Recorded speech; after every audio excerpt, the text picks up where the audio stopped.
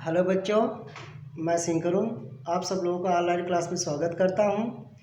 आज हम कक्षा 10 के जीव विज्ञान की अध्ययन करेंगे। पिछले पार्ट में हमने बताया थे जैव प्रक्रम के बारे में बताए थे और पोषण के बारे में बताए थे। तो यहाँ तक हमने आप लोगों को समझा दिया था, क्लियर भी कर दिया था। शायद मुझे उम्मीद है कि आप लोगों को अच्छी तरह समझ भी आई है। आज हम उसका सेकेंड पार्ट, जैव प्रक्रम का सेकेंड पार्ट यानी प्रथम सेकेंड क्लास आज हम पढ़ेंगे और जिसमें हम बताए थे पोषण की विधियाँ। पोषण की विधियाँ, तो पोषण की कितनी विधियाँ होती हैं बच्चों? 2 विधियाँ होती हैं। जीवों में पोषण कितनी विधियाँ होती हैं? 2 होती हैं। पहला स्वपोषी पोषण, स्वपोषी पोषण इसे बोलते हैं ऑटोट्रॉफिक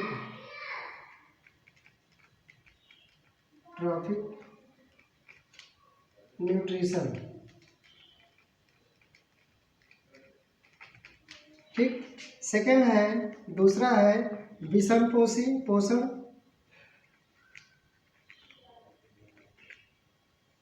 विषमपोषी पोषण जिसे हम कहते हैं हेट्रोट्रॉफिक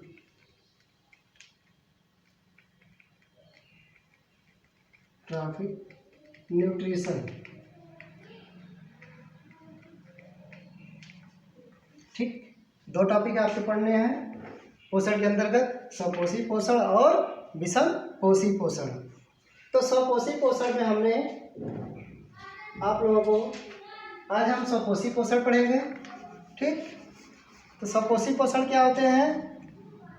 ऐसे जीव जो अकार्बनिक पदार्थों कार्बन डाइऑक्साइड, जल व प्रकाश की उपस्थिति में क्लोरोफिल की सहायता से अपना भोजन स्वयं बनाते हैं। क्या, एक बार और सुन लीजिए। ऐसे जीव जो अकार्बनिक पदार्थों, कार्बन डाइऑक्साइड, जल, प्रकाश एवं क्लोरोफिल की सहायता से अपना भोजन स्वयं बनाते हैं, उसे हम क्या कहते हैं? स्वपोषी पोषण कहते हैं। तथा इस प्रक्रिया को हम स्वपोषण पोषी कहते हैं, या यह प्रक्रिया स्वपोषण कहलाती है। क्या कहलाती है? स्वपोषण। तो ऐसे जीव, स्वपोषी पोषण क्या होता है? ऐसे जीव जो अकार्बनिक पदार्थ,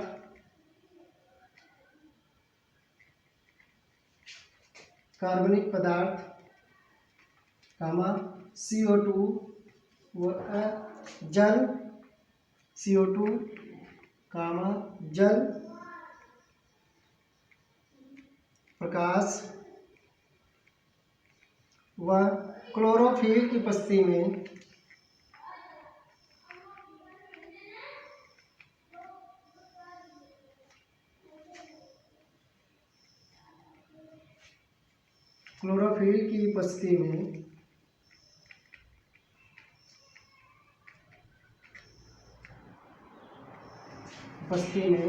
अपना भोजन स्वयं बनाते हैं।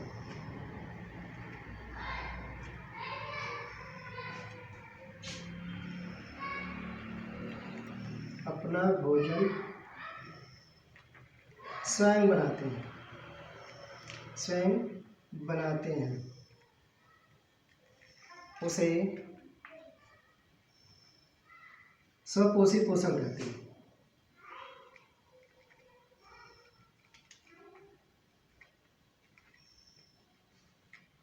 स्वपोषी पोषण कहते हैं। तथा यह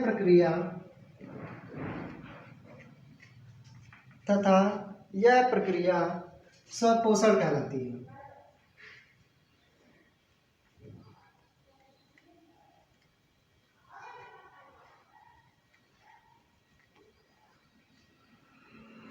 ठीक, तो हमने कहा स्वपोषी पोषण यानी ऑटोट्रॉफिक न्यूट्रिशन क्या होता है? ऐसे जीव जो अकार्बनिक पदार्थ व CO2, जल व प्रकाश तथा क्लोरोफिल की उपस्थिति में अपना भोजन स्वयं बनाते हैं, उसे स्वपोषी कहते हैं या स्वपोषी पोषण कहते हैं। तथा यह प्रक्रिया स्वपोषण कहलाती है।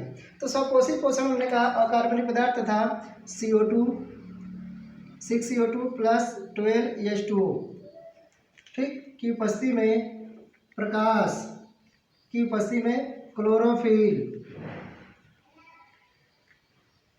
की सहायता से क्या बनाते हैं, अपना भोजन किस रूप में बनाते हैं, कार्बोहाइड्रेट या ग्लूकोज के रूप में बनाते हैं। C6H12O6 plus 6H2O plus O2 6O2 का निर्माण होता है। तो इस दौरान क्या, ये प्रक्रिया क्या कहलाती है, स्वपोषी पोषण कहलाती है। तो स्वपोषी पोषण यानी हम कह सकते हैं ऊर्जा के आधार पर स्वपोषी पोषण दो प्रकार के होते हैं। यहाँ पे हम लिख सकते हैं ऊर्जा के आधार पर स्वपोषी पोषण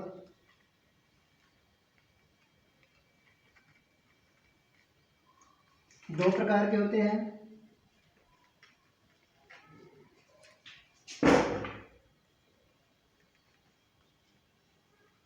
दो प्रकार के होते हैं, दो प्रकार के होते हैं। नंबर 1 प्रकाश संश्लेषी पोषण,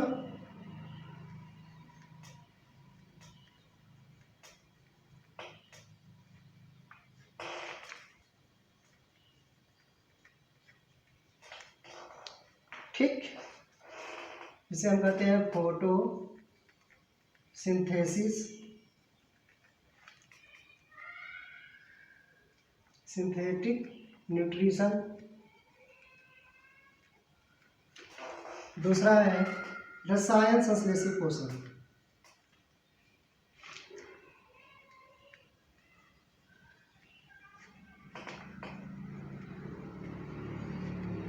ठीक,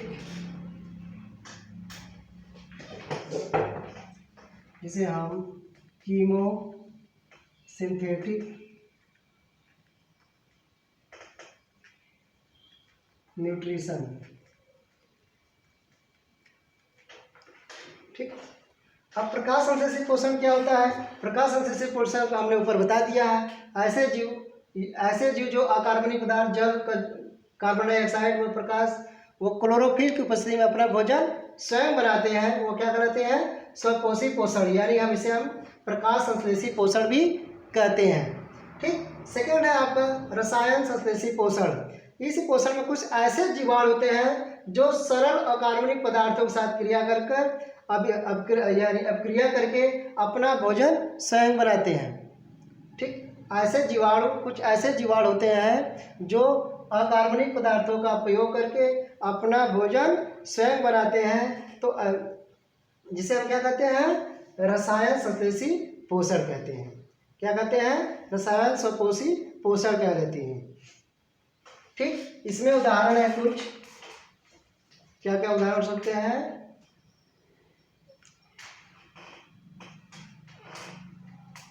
सल्फर जीवाणु, इसके उदाहरण है, कौन से उदाहरण है, सल्फर जीवाणु और नाइट्रोसोमोनास, ठीक। तो इसमें ये जो जीवाणु होते हैं, जो जीव होते हैं, इनमें रसायन संश्लेषी पोषण होता है। ये रासायनिक पदार्थों से का संश्लेषण करके अपना भोजन स्वयं बनाते हैं। इसे हम क्या कहते हैं, रसायन संश्लेषी पोषण कहलाते हैं। जैसे इसमें उदाहरण है सल्फर जीवाणु और नाइट्रोसोमोनास। इतना क्लियर हो गया बच्चों। अब आगे हम पढ़ेंगे पादपों में पोषण।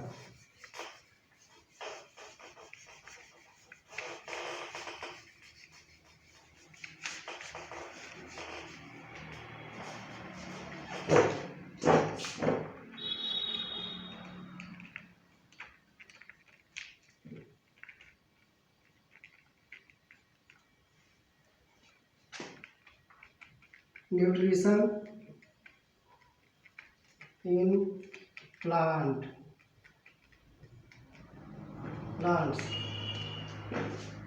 ठीक। तो इसमें कौन सी क्रिया होती है, पादपों में पोषण। पादप में हमने पीछे हमने बता दिया है कि स्वपोषी पोषण की बात की, जो पादप होते हैं वह स्वपोषी पोषण होते हैं, क्योंकि वो अपना भोजन स्वयं बनाते हैं, इसलिए हम स्वपोषी पोषण की प्रक्रिया बताएंगे। इसमें सबसे पहले स्वपोषी पोषण पादपों पोषण के लिए होता है प्रकाश संश्लेषण। तो हमने पीछे बता दी ऊपर वाली लाइन में प्रकाश संश्लेषण क्या होते हैं। प्रकाश संश्लेषण में क्या होता है कि प्रकाश संश्लेषण में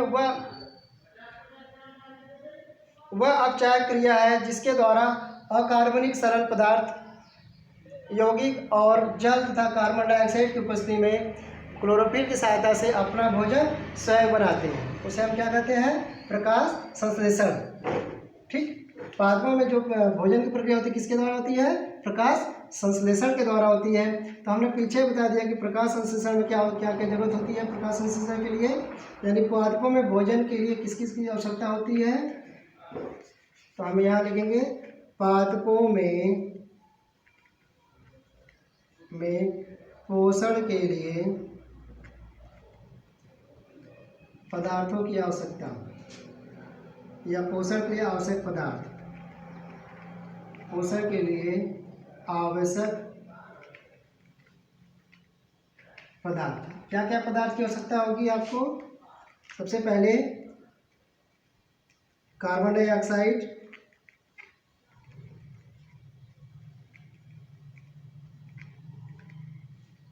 यानी कि CO2 की आवश्यकता होगी।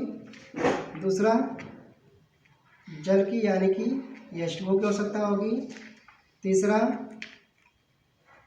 प्रकाश की आवश्यकता होगी, सूर्य का प्रकाश, यहाँ पर लिख सकते हैं सूर्य का प्रकाश।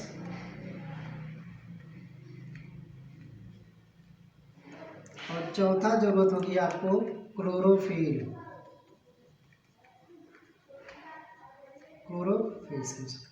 तो इनकी सहायता से पौधे अपना भोजन बनाते हैं, इसलिए इसे हम क्या कहते हैं, स्वपोषी पोषण कहते हैं। तो स्वपोषी पोषण में हमने बता दिया था कि 6CO2 प्लस 12H2O, ठीक, ये कार्बन डाइऑक्साइड है, यह जल का सूत्र है, यह दोनों मिलकर किसकी उपस्थिति में, प्रकाश की उपस्थिति में, किसकी सहायता से, क्लोरोफिल की सहायता से, क्लोरोफिल की सहायता से यह अपना भोजन ग्लूकोज के रूप में बनाते हैं। तो C6H12O6 plus 6CH2O plus 6CO2 6O2 का निर्माण होता है। तो ये क्रिया पादपों में पोषण के लिए आवश्यक है। तो इसे हम क्या कहते हैं, प्रकाश संश्लेषण क्रिया भी कहते हैं। इसे हम क्या कहते हैं, प्रकाश संश्लेषण की क्रिया भी कहते हैं। तो प्रकाश संश्लेषण एक अत्यंत जटिल व विशिष्ट अपक्रिया है जो मुख्य रूप से दो भागों में घटित होती है। कितने भागों में घटित होती है, दो भागों में घटित होती है। ठीक है, प्रकाश संश्लेषण एक जटिल प्रक्रिया होती है जो मुख्य भागों में घटित होती है, दो मुख्य भागों में घटित होती है। नंबर 1 भाग है इसका प्रकाशीय अपक्रिया,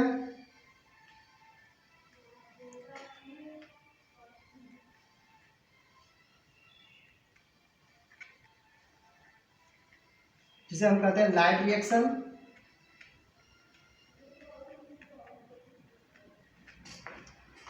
ठीक, दूसरा होता है अप्रकाशीय अपक्रिया।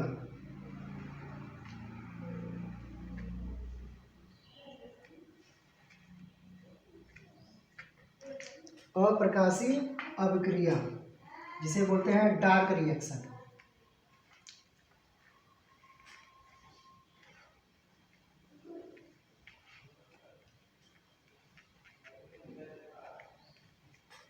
ठीक, तो प्रकाशीय अपक्रिया के लिए प्रकाश की आवश्यकता होती है, यानी यह भोजन प्रकाश की उपस्थिति में बनाते हैं। जैसे हमने ऊपर बता दिया है, प्रकाश संश्लेषण क्रिया करके अपना भोजन बनाते हैं। यह आपको हमने पीछे कक्षा 9 में भी पढ़ाए होंगे, लवक के बारे में बताए होंगे आप लोगों को। लवक बताए थे बच्चों, लवक यानी हरित लवक की बात, हरित लवक के बारे में बताए थे। हमने कहा था लवक में 2 भाग होते हैं, एक इस तरह भाग होता है, सिक्के की तरह भाग होता है, ठीक, जिसे हम ग्रेनम कहते हैं, ठीक। दूसरा भाग होता है जो इसे हम इसमें मैट्रिक्स उपस्थित होते हैं, क्या उपस्थित होते हैं, मैट्रिक्स उपस्थित होते हैं, ठीक। तो जो ग्रेनम होता है, ग्रेनम में आप देखेंगे जो प्रक्रिया होगी वह प्रकाशीय अपक्रिया होगी। कौन सी प्रक्रिया होगी, प्रकाशीय अपक्रिया होगी, क्योंकि इसके ग्रेनम में जो थाइलेकॉइड होते हैं इनमें फोटॉन उपस्थित होते हैं, छोटे कण उपस्थित होते हैं जो प्रकाश को अवशोषित करके प्रकाश अपक्रिया के लिए उत्प्रेरित करते हैं, जिससे पौधे अपना भोजन स्वयं बनाते हैं लवक की उपस्थिति में। और जो ये जो आपको मैट्रिक्स दिखाई दे रहा है, इसमें अगर प्रकाश नहीं हो तो इस मैट्रिक्स में डार्क रिएक्शन होता है, यानी कि पौधे अप्रकाशीय अपक्रिया करते हैं। तो इतना समझ में आ गया बच्चों। हम PDF बना के आप लोगों को हम प्रोवाइड कर देंगे 1-2 दिन में। आप लोग इसे अच्छी तरह से समझने की कोशिश करिए और जहाँ भी डाउट होगी आप लोग हमसे संपर्क करके अपने डाउट को क्लियर कर लीजिए।